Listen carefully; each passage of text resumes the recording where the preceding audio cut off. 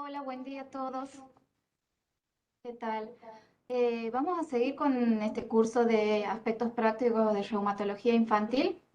Quiero chequear a que se escuche bien en todos lados, si me pueden dar el ok por el chat.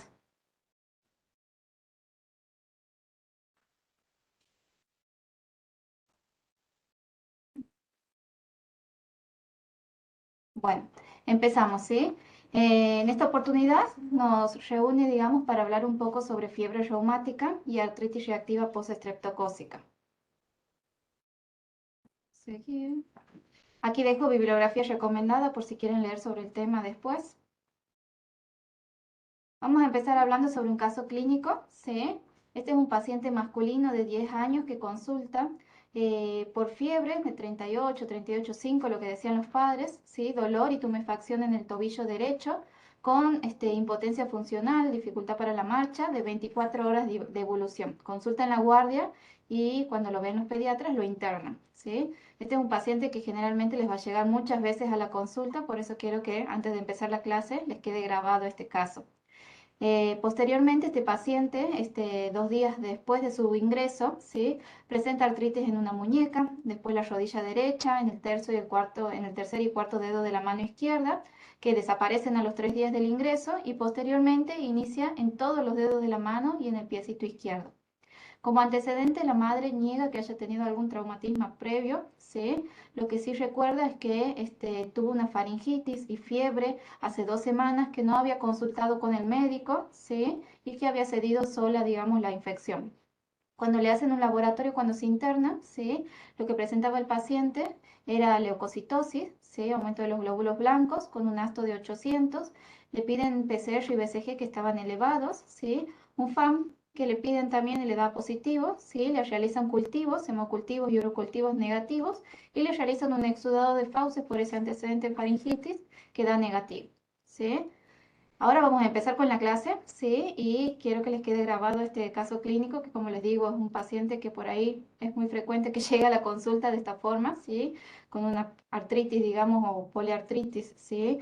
De poco tiempo de evolución aguda, ¿sí? Y que generalmente quedan internados. ¿Qué es la fiebre reumática? Es una enfermedad inflamatoria tardía, ¿sí? Que puede afectar el corazón, las articulaciones, también puede afectar sistema nervioso, ¿sí? Piel y tejido celular subcutáneo, que surge como una complicación no supurativa después de una infección por estreptococo beta hemolítico del grupo A, ¿sí? Entonces tenemos la infección por estreptococo, ¿sí? Que posteriormente, después de una latencia de aproximadamente 2 o 3 semanas, ¿sí? Desencadena esta enfermedad que se llama fiebre reumática aguda. En cuanto a la epidemiología, sí, lo que se sabe es que se dan picos entre los 6 y los 15 años, o sea, en edad escolar, ¿sí? Que es similar la frecuencia entre varones y mujeres. En Argentina no tenemos datos epidemiológicos sobre la incidencia, digamos, de esta enfermedad aquí en nuestro país, ¿sí? Pero lo que se sabe es que la incidencia anual varía de menor a 0,5 por cada 100.000 niños en edad escolar en países que tienen alto desarrollo, a más de 100 pacientes cada 100.000 en edad escolar en pacientes pobres. Aquí en estos datos aportados, aquí en el mapita de la derecha, en estos datos aportados por la OMS en el 2012, podemos ver, digamos, la cantidad de muertes por cardiopatía reumática y miren a dónde ubica nuestro país, dentro de uno de los países, digamos, de por lo menos de aquí toda América, con mayor prevalencia de cardiopatía reumática y por ende podemos suponer que tenemos mayor prevalencia o podemos ubicarnos dentro de los países pobres o subdesarrollados que tienen alta incidencia de fiebre reumática. Lo que se sabe es que el 60% de los pacientes que presentan fiebre reumática en países endémicos, como sería el nuestro, ¿sí? Desarrollan cardiopatía reumática crónica. Estos datos que están aquí abajo son de un trabajo que hicimos hace 2 años en el Hospital Gutiérrez, ¿sí? En donde podemos ver, nosotros hicimos un trabajo, digamos, comparando cortes históricas de fiebre reumática y podemos ver que en los años, por ejemplo, aquí en 1970 y 1980 teníamos una alta prevalencia de fiebre reumática de 29,3 pacientes por año y que fue después disminuyendo a medida que va pasando el tiempo, pero todavía seguía apareciendo la enfermedad, ¿sí? Aquí hasta el 2000, ¿sí? 3,7 pacientes por año, ¿sí? Y en los últimos 20 años, ¿sí? 2,6 pacientes por año.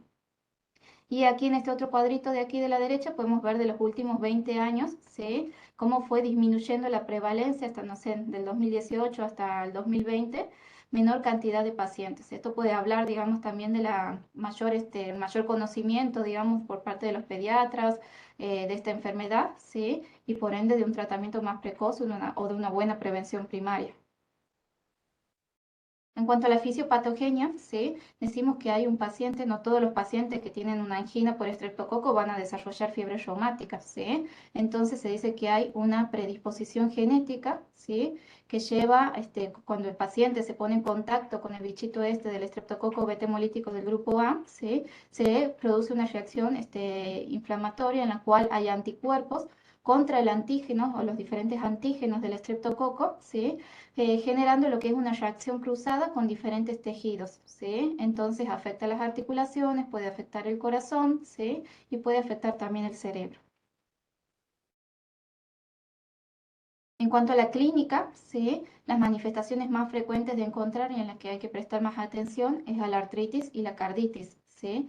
Esta enfermedad decimos que lame las articulaciones, o sea que la manifestación por ahí más leve, pero por ahí la que más asuste por lo que se interna, ¿sí?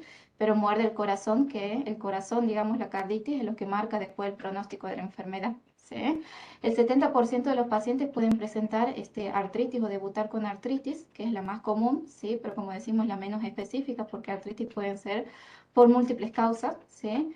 Principalmente lo que compromete la fiebre reumática son las grandes articulaciones, es migratoria, o sea que aparece en una articulación, ¿sí? Puede estar 1 o 2 días, desaparece, aparece en otra articulación, como en el caso del paciente del inicio, ¿sí? Puede ser monoarticular, ¿sí? O comprometer una única articulación, pero lo más frecuente es que comprometa varias articulaciones. El dolor, sí, es lo que más llama la atención a la consulta, por eso son pacientes que generalmente llegan con mucho dolor, con mucha impotencia funcional, que uno le toca la articulación y grita del dolor, ¿sí? Es mucho más importante que la inflamación, ¿sí? A diferente de por ahí de lo que pasa con las AIJ, como dijo la doctora en la clase pasada, ¿sí? Que el dolor por ahí no es lo más importante, ¿sí? Los pacientes con AIJ por ahí empiezan con un dolor que es muy progresivo, muy leve, inclusive pacientes que no se aquejan de dolor, ¿sí? Pero marca mucho la inflamación de la articulación. En cambio, esto llama la atención porque el dolor es lo más prominente, ¿sí? Y estos pacientes presentan estas artritis, digamos, que es importante, una rápida respuesta a EINES, ¿sí? Generalmente se autolimita, ¿sí? En aproximadamente 4 semanas. En cuanto a la carditis, sí, puede aparecer, como decíamos, en el 50 al 60% de los pacientes y es lo que marca la morbilidad y la mortalidad en estos niños. Ocurre en conjunto, sí, puede ser en conjunto con la artritis o hasta una semana después del inicio de la artritis. Y generalmente puede involucrar varios sectores del corazón, ¿sí? Lo más frecuente, sí, es que involucre el endocardio, produciendo las insuficiencias valvulares, pero también puede provocar, alterar o comprometer, digamos, el miocardio, produciendo alteraciones en el electrocardiograma. Lo más frecuente es que se presenta como una insuficiencia mitral así aislada sola, ¿sí? Que está en el 70% de los casos, sino también mucho menos frecuente una insuficiencia aórtica sola, ¿sí? Pero otra de las manifestaciones más frecuentes es que combinen ambas insuficiencias con insuficiencia mitral e insuficiencia aórtica. En cuanto a la corea, sí, la corea puede aparecer hasta un 15% de los pacientes, no es lo más frecuente, ¿sí? La característica de esta manifestación es que tiene una latencia más prolongada, ¿sí? Puede aparecer después de la infección por estreptococo, generalmente entre los 2 y los 4 meses posteriores, pero si hubieron casos, ¿sí? Y hay evidencia de que hasta 12 meses posteriores puede aparecer esta manifestación. Se produce por un compromiso inflamatorio de lo que son los ganglios basales y del núcleo caudal y generalmente se producen lo que son movimientos involuntarios persistentes, que son incoordinados y asimétricos, y sobre todo compromete lo que son las extremidades distales, el tronco y el rostro del paciente.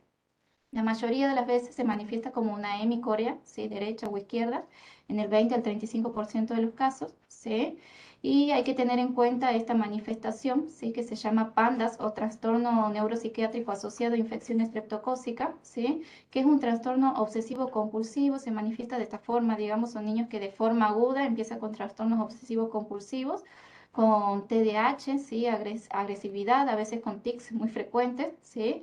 Que se está viendo, digamos, que esta manifestación es como un subtipo dentro de la fiebre reumática, ¿sí? Que puede ser debida también al estreptococo. Entonces hay que tener en cuenta cuando estas manifestaciones aparecen en un paciente de forma aguda, ¿sí? Con una infección previa por estreptococo, que puede formar parte de esta enfermedad y que necesitaría, digamos, un tratamiento profiláctico después con penicilina. Generalmente resuelven, ¿sí? Entre las 2 y las 3 semanas.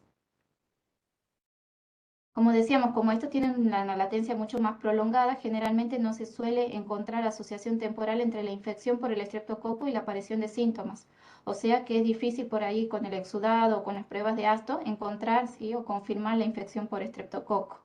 Pero sí, ante un paciente que presenta corea sin otros síntomas, siempre hay que hacer un ecocardiograma al paciente en búsqueda de la carditis, ¿sí?, que generalmente, como decimos, aparece muchísimo antes después de la infección. Y en escenarios con baja frecuencia de fiebre reumática y ausencia de carditis en el paciente, siempre descartar otras causas de corea también.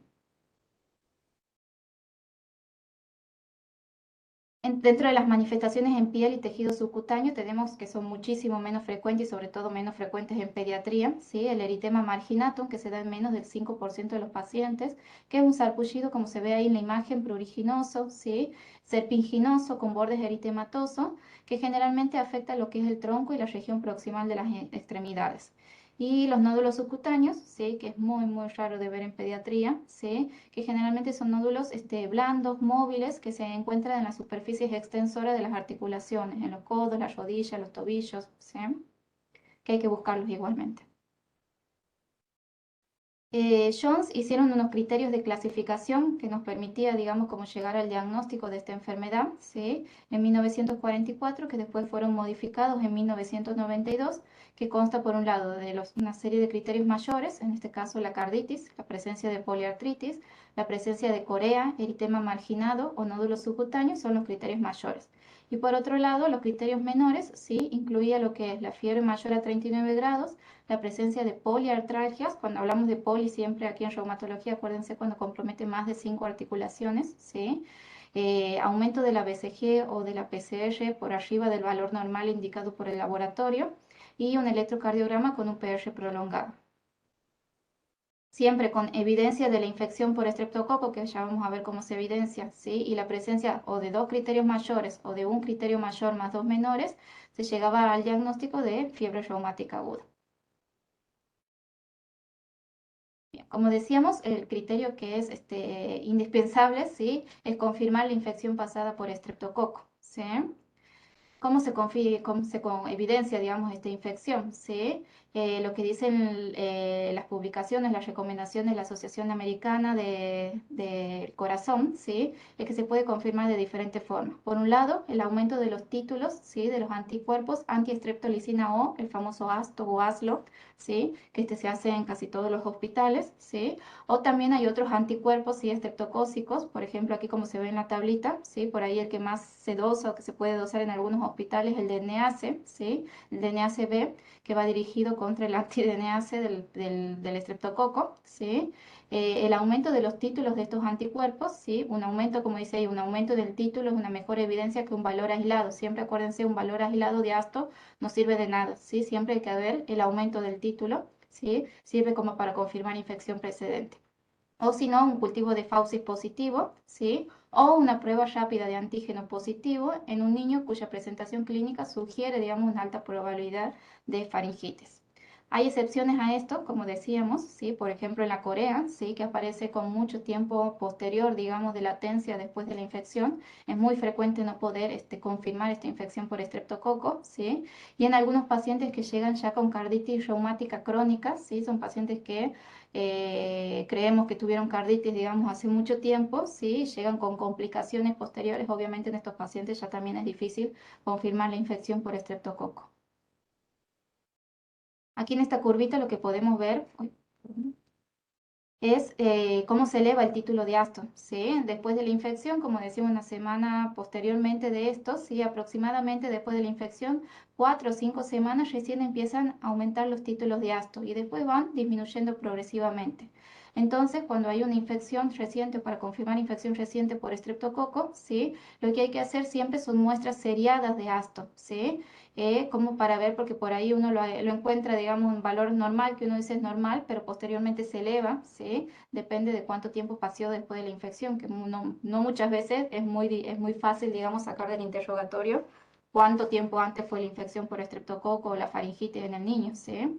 Entonces siempre hay que hacer muestras seriadas, ¿sí? Un ASTO al inicio del cuadro, ¿sí? Y posteriormente a los 10 o 14 días pedir otra muestra de ASTO. Generalmente los valores se normalizan alrededor de los 2 meses, pero sí hay evidencia por ahí de que pueden permanecer elevados, inclusive entre 6 y 12 meses. Inclusive en algunos pacientes puede quedar este lacto elevado, ¿sí? De forma indefinida, ¿sí? Como memoria inmunológica, eso también se vio, ¿sí? Y después el DNase, que como decíamos no se dosan en todos los hospitales, pero este hace su pico, ¿sí? Un poquito después del asto, entonces por ahí se dice que serviría, por ejemplo, para la Corea de Sydenham, ¿sí? Que por ahí podría encontrarse este valor elevado. Posteriormente, en el 2015, ¿sí? Los criterios de Jones fueron modificados por la Asociación Americana del Corazón, ¿sí? Teniendo en cuenta, ¿sí? Separando a la población en dos grupos, las poblaciones que se dice que tienen bajo riesgo de tener fiebre reumática y las poblaciones con riesgo moderado o alto, ¿sí? ¿Cómo se definían las poblaciones de bajos riesgos? Aquellas en las que tienen incidencia de fiebre reumática menor a 2 pacientes por cada 100.000 niños en edad escolar, o prevalencia de enfermedad cardíaca reumática en toda la población menor o igual a 1 por cada 1.000 habitantes. Como decíamos nosotros, aparentemente, por más que no tengamos mucha evidencia, digamos, de la epidemiología de esta enfermedad en nuestra región, ¿sí? Creemos que se encuentra dentro de las poblaciones de riesgo alto o moderado, según algunos criterios de la OMS, ¿sí? Entonces lo que nos interesa es este lado del cuadrito, ¿sí? Lo que decimos, lo que cambió en estos criterios, ¿sí? Lo que modificaron fue que antes, bueno, era la carditis solamente de hallazgo subclínico. Ahora es mandatorio, como hacer en todo paciente que uno sospeche fiebre reumática, también un ecocardiograma, ¿sí? Y buscar una carditis subclínica, porque por ahí hay un paciente que no se escucha soplo, no tiene ninguna alteración, digamos, al examen físico semiológico, pero se encuentra en el ecocardiograma la carditis, que eso se llama carditis subclínica, ¿sí? Entonces agrega como criterio mayor, ¿sí? La carditis subclínica. Por otro lado, que antes se consideraba solamente la presencia de poliartritis, ¿sí? Como criterio mayor, en este caso en pacientes con moderado o alto riesgo, ¿sí? En la población de alto riesgo, se puede considerar el hallazgo de una única articulación, suma como el criterio mayor, ¿sí? O la presencia de poliartralgias, sin encontrar artritis e inflamación de la articulación, pero sí dolor, ¿sí? De muchas articulaciones, suma como criterio mayor. Y igual que los anteriores criterios, ¿sí? La corea del eritema marginatum y los nódulos subcutáneos.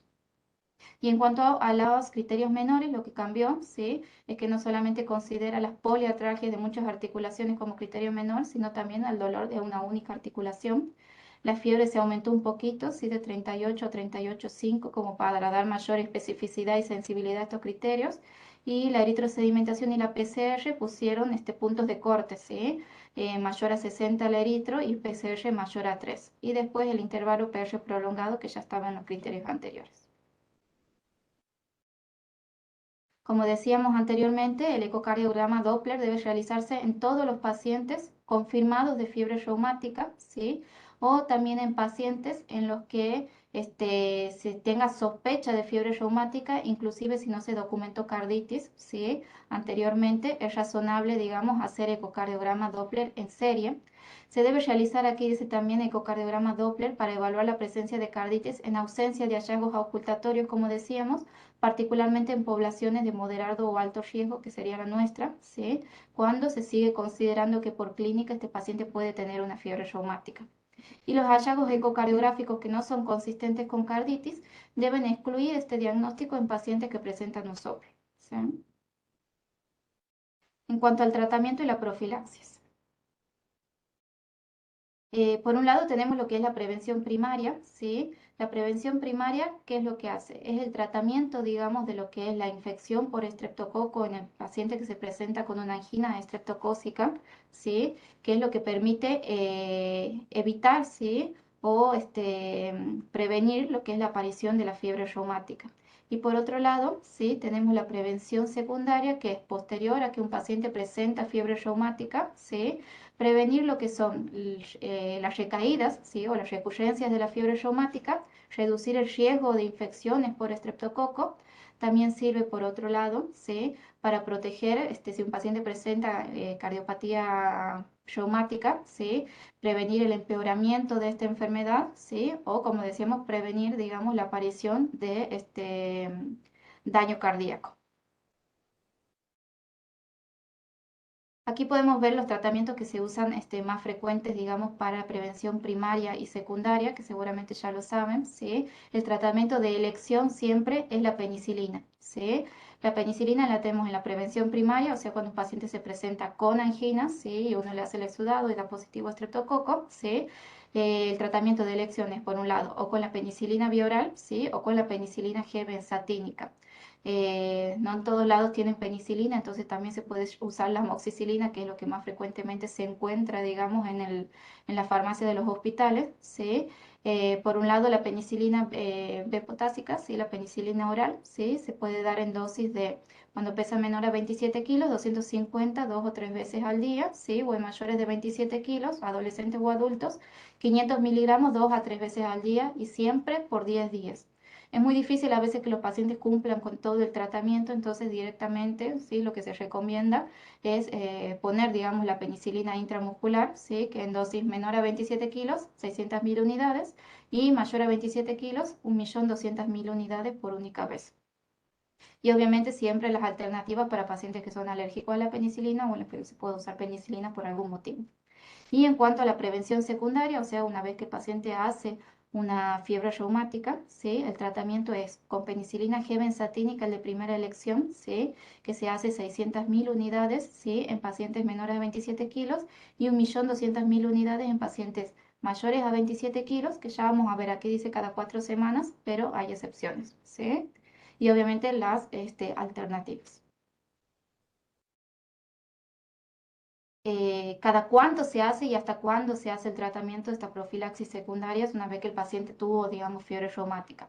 Lo que recomienda la AJA, la Asociación Americana del Corazón, ¿sí? Es que los pacientes que no tuvieron carditis en los controles, ¿sí? Se puede suspender o a los 21 años de edad, ¿sí? O a los 5 años del último episodio o brote de fiebre reumática, ¿sí? Lo que llegue primero.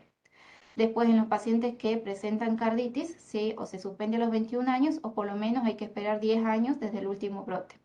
Y en aquellos pacientes que además de carditis presentan lesión residual o alguna carditis más severa, ¿sí? Lo que dicen es que se puede suspender o a los 10 años, ¿sí? Dependerá también mucho del criterio también del cardiólogo, ¿sí? O hasta los 40 años, o algunos pacientes requieren, digamos, tratamiento profiláctico de por vida. Y ahora, cada cuánto, lo que dicen las recomendaciones, ¿sí? Es que la penicilina debería ser aplicada cada 4 semanas, como decíamos antes, cada 28 días, generalmente en áreas de baja incidencia, ¿sí? Y cada 21 días en aquellas áreas que tienen mayor incidencia de fiebre reumática o pacientes que presenten fiebre reumática recurrente, ¿sí? No un único episodio, sino que después presenten episodios posteriores, o en aquellos que presenten carditis, ¿sí? Nosotros lo que generalmente hacíamos en el hospital, ¿sí? Como para que quede más fácil, porque como decíamos, no sabemos muy bien la incidencia aquí en Argentina, ¿sí? En aquellos pacientes que presentan carditis o que presentan recurrencia de la enfermedad, le dejamos la penicilina indicada cada 21 días. Y en aquellos pacientes que no presentaron carditis, que fue solamente compromiso de las articulaciones y los compromisos menores, se deja la penicilina cada 28 días. Existen también diferentes criterios, digamos, de hasta cuándo dejar la penicilina, depende de las diferentes organizaciones, ¿sí? Por ejemplo, aquí la OMS, ¿sí? Dice, la diferencia dice no hasta los 21 años, por ejemplo, si no tienen carditis, sino hasta los 18, ¿sí? O después dicen las carditis moderadas a severas, que debe ser el tratamiento durante toda la vida. Las guías australianas lo que dicen es muy similar a lo que dice la Asociación Americana que dijimos recién, ¿sí? Solamente que ellos dividen la carditis moderada, que dicen que el tratamiento debería ser hasta los 35 años, y la grave, ¿sí? O los que requirieron cirugía, ¿sí? Al menos hasta los 40 años, ¿sí? Saca el criterio de por vida también. Después hay tratamientos específicos para cada tipo de manifestación, ¿sí? Que obviamente esto se hace en conjunto con los especialistas del tratamiento, ¿sí? La carditis cuando es de leve a moderada, ¿sí? Lo que se recomienda es usar aspirinas, ¿sí? A dosis antiinflamatorias por lo menos 8 semanas y según la respuesta se va reduciendo gradualmente en las próximas 4 semanas.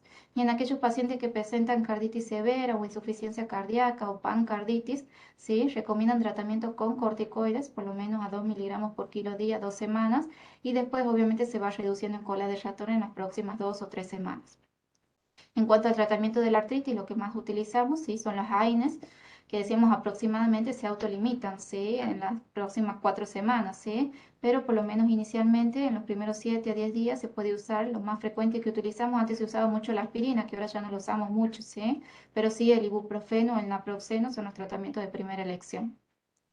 Y después, en los pacientes que presentan corea, ¿sí? Lo que más utilizan los neurólogos son por ahí el haloperidol, aproximadamente 3 meses, pero por ahí también hay clasificación de la corea, de acuerdo si es leve, si moderada o severa. En algunos pacientes cuando tienen coreas más severas se puede utilizar inclusive pulsos de corticoides o corticoides sistémicos por vía oral.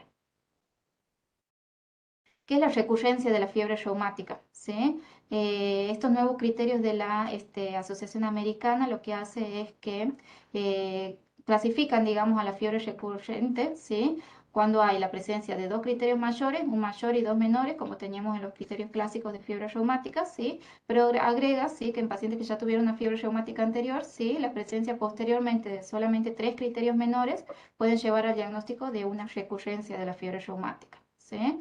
Cuando están presentes solamente estos criterios menores, lo que recomiendan es la exclusión siempre de otras causas más probables de la presentación clínica antes de realizar el diagnóstico de una recurrencia de fiebre reumática. ¿En qué pacientes tiene mayor riesgo de hacer recurrencias de la enfermedad? En aquellos que ya tuvieron múltiples ataques previos, ¿sí? Cuando el paciente se manifiesta inicialmente o presenta carditis reumática, es más frecuente que después haga recurrencias. O en aquellos pacientes que tienen mayor exposición al estreptococo, ¿sí? Como ser los niños, los adolescentes, los padres de niños pequeños, ¿sí? Los maestros, el personal de salud que trabaja con niños o aquellas personas que viven en azonamientos, ¿sí? Que generalmente son poblaciones económicamente desfavorecidas. Entonces, por eso, digamos que los criterios de hasta cuándo, digamos, dejar la profilaxis secundaria van variando de acuerdo a las diferentes poblaciones, ¿sí? Que tienen en cuenta más esto, la mayor exposición al estreptococo, ¿sí? Que generalmente, digamos, es durante la edad escolar. Entonces, por ahí, algunos recomiendan hasta los 18, otros hasta los 21, que generalmente cuando van al colegio los chicos.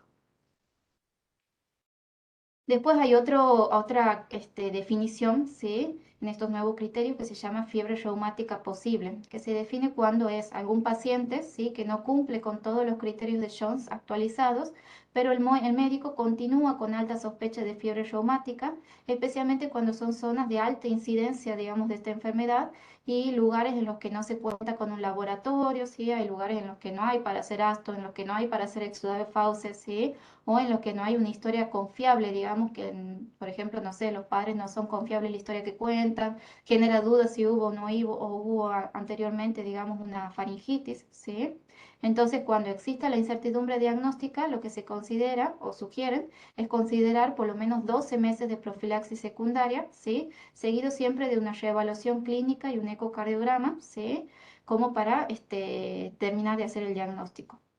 Y en pacientes que tienen síntomas recurrentes, especialmente en las articulaciones, que siguió todas las recomendaciones profilácticas, pero que carece de evidencia serológica de infección por estreptococo y carece de evidencia de valvulitis por ecocardiograma, ¿sí? Se puede concluir que los síntomas recurrentes probablemente no se deban a fiebre reumática y podría ser apropiado suspender la profilaxis. ARPE. Esta es otra definición que por ahí no muchos la conocen, ¿sí? Que se llama artritis reactiva post-estreptocócica, que también tiene que ver con el estreptococo, ¿sí? ¿Y cómo se define? Es la artritis, ¿sí? Que se asocia con una infección por estreptococo, ¿sí? Del grupo A, que es una infección reciente en un paciente que no cumple con todos los criterios de Jones para el diagnóstico de fiebre reumática. A diferencia, ¿sí? De la fiebre reumática, la artritis es más aditiva, o sea que va sumando articulaciones no migratorias como es la de la fiebre reumática, ¿sí? ¿Cuál es la diferencia? La aditiva es cuando aparece una articulación, después suma otra articulación, pero esa articulación sigue inflamada y va sumando articulaciones sin desaparecer la inflamación de la articulación previa. A diferente de lo que decíamos anteriormente, lo que hace la fiebre reumática, lo más frecuente, ¿sí? No es mandatorio, pero es lo más frecuente, que aparece una inflamación en una rodilla, ¿sí? Desaparece de la rodilla, aparece en un tobillo, desaparece el tobillo, aparece en las manos, ¿sí? Lo que se caracteriza es porque tiene menor periodo de lactencia, ¿sí? Decíamos la fiebre reumática 2 a 3 semanas, por lo menos 10 días de lactencia, mucho menor, aparece la presencia de artritis. Después es más frecuente, sí, que la fiebre reumática encontrar cultivos positivos, sexo de fauce o test rápido positivos para estreptococo. Generalmente estos pacientes tienen títulos de ASTO mucho más elevados, ¿sí? La artritis tiene un curso más prolongado y tienen peor respuesta a los AINES. Por ahí tienen que estar mucho más tiempo con ibuprofeno o naproxeno hasta recuperarse de su artritis. Bueno, aquí lo mismo dicen en los criterios, sí, pero como para que vean las articulaciones más comprometidas o más frecuentes de comprometerse son las grandes articulaciones, las rodillas, sí, los tobillos, sí, pero puede también comprometer pequeñas articulaciones. Aquí lo que decíamos que lo mandatorio es la artritis, sí, generalmente lo que se dice es que carditis en esta enfermedad no hay, pero lo que se vio en algunos trabajos, sí, es que puede aparecer enfermedad cardíaca hasta en un 5,8% de los pacientes, que esta aparición es mucho más tardía que en la fiebre reumática. Entonces, como que genera la duda, ¿sí? Si este cuadro, digamos, de ARPEP, ¿sí? Podría ser como un estadio previo, ¿sí? A fiebre reumática, no entidades, digamos, separadas, sino como un estadio previo o una entidad dentro del mismo subtipo de enfermedad, ¿sí? Aquí como para que vean algunos trabajos que marcan las diferencias entre ambas enfermedades, ¿sí? Como vemos, el ARPE, ¿sí? Por ejemplo, aquí en este trabajo no se evidenció carditis, ¿sí? La fiebre reumática, a diferencia del ARPE, presenta reactantes de fase aguda mucho más elevados, ¿sí? Eritros y PCR más alta, ¿sí? Y que marcaron aquí también como significativos, ¿sí? Que responden mucho más lento al tratamiento con AINES los pacientes con ARPE. Y aquí del otro lado lo mismo, aquí tampoco encontraron hallazgos de carditis en los pacientes con ARPE, ¿sí? Y sí notaron aumento de los reactantes de fase aguda mayores, digamos, en pacientes que presentan fiebre reumática. En este otro cuadrito que también es de la Sociedad Española de Pediatría, ¿sí? Marca las diferencias, como decimos, la edad generalmente es muy parecida de presentación, ¿sí? Es muy, ambos tienen, digamos, igual incidencia en varones y mujeres. Como decíamos aquí en la artritis postestreptocócica, lo que marca es la artritis, ¿sí? Y aquí ponen signo de pregunta en la carditis, porque como decimos, se cree que en algunos pacientes a más largo plazo pueden desarrollar carditis, ¿sí? Generalmente ambas comprometen grandes articulaciones, sí, pero la artritis postestreptocócica es más frecuente que comprometa pequeñas articulaciones a diferencia de la fiebre reumática. Aquí lo que decíamos que responden más lentamente, sí, a lo que son los AINES o los salicilatos en esta oportunidad, lo que son las artritis postestreptocócicas, que por ahí necesitan un tratamiento más prolongado, sí, y que el intervalo, digamos, de latencia es mayor, digamos, lo que es la fiebre reumática y mucho menor en la artritis postestreptocócica. En cuanto al tratamiento, sí, cuando tenemos un niño con ARPE, sí, el tratamiento, como decíamos, como la definición es controversial, sí, también el tratamiento es controversial, pero lo que recomienda la Asociación Americana del Corazón, sí, es que en estos pacientes se recomienda una profilaxis secundaria de por lo menos un año, sí, y siempre haciéndoles controles clínicos a estos pacientes y controles de ecocardiograma. Si se ve, digamos, al año que este paciente no se detectó carditis, lo que recomiendan es suspender el tratamiento.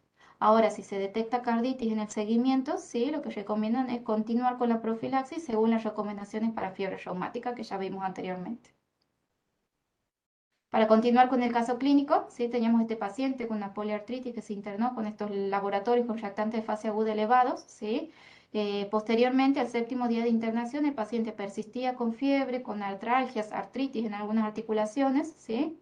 Y se logra escuchar en esta oportunidad un soplo holosistólico de 2/6, ¿sí? Se realiza un control de laboratorio en donde se ve la elevación del título de Asto y un ecocardiograma en donde se encuentra una insuficiencia mitral moderada, dilatación de las venas pulmonares, efusión pericárdica leve o moderada, ¿sí? Y en el electrocardiograma una prolongación del intervalo PR.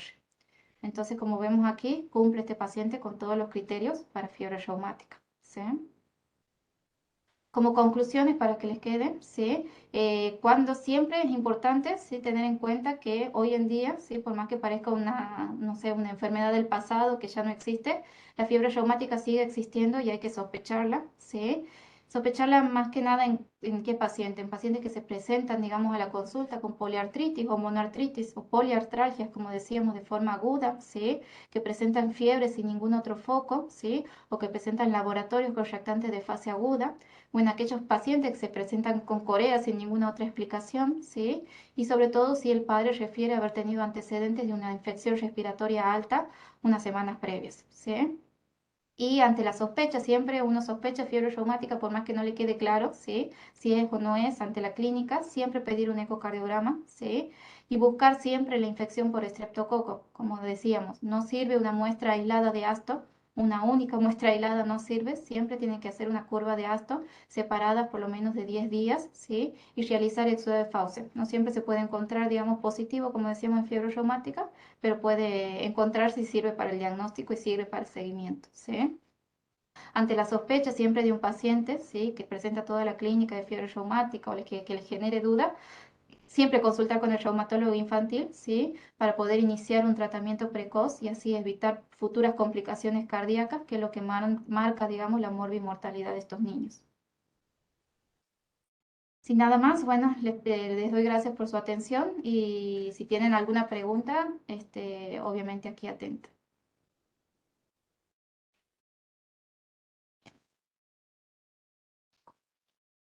Ajá.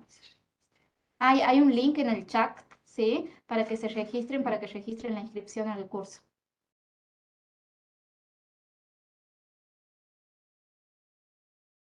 Si tienen alguna duda, la pueden escribir al chat también.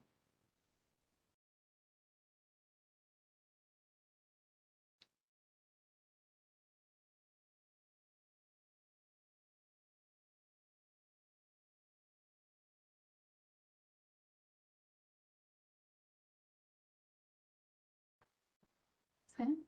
Así. Bueno, sí, a ver. Sin cámara, ¿cierto?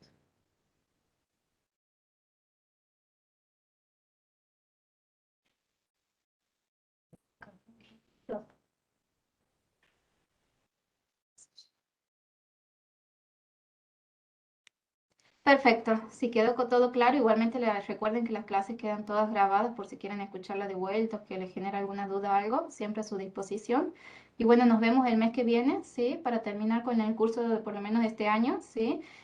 Con una clase muy interesante que la va a dar la doctora Galindo, que es la jefa de reumatología de infantil de allá del Hospital de Niño Jesús de Tucumán.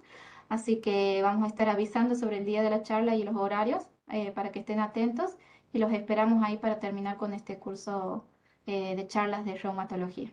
Muchas gracias a todos y nos vemos el mes que viene entonces.